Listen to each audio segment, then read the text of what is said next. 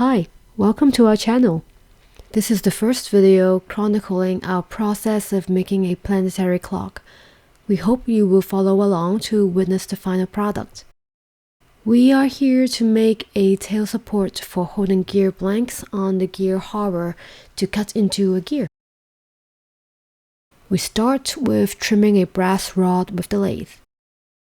This entire piece is machined on a plain turning lathe that is no power feed whatsoever and is entirely done by hand. The cutting tool is mounted on the cross slide, which can only move in either the X or Y direction. As you can see here with the hand movements, this video is sped up about 20 times. We changed the cross slide to a spherical turning attachment to make a curved taper.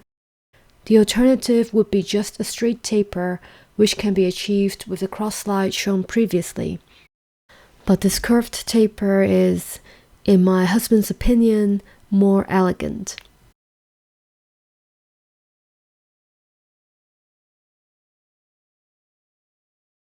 We're drilling a hole in the center of the piece to accept a 1/16 inch arbor on the head support, which is a very similar piece to this one.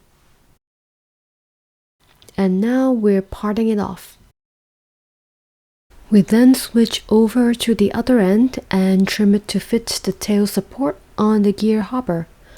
Not shown here, but we also had to drill a through hole in this end. The tolerance was tight, and when inserting the piece into the tail support, the trapped air would push it out without the vent hole.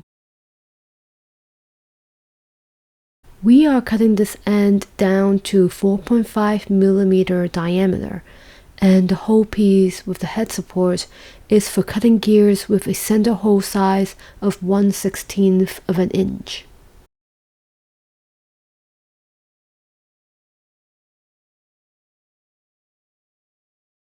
Here we deburr it with a file and it's done.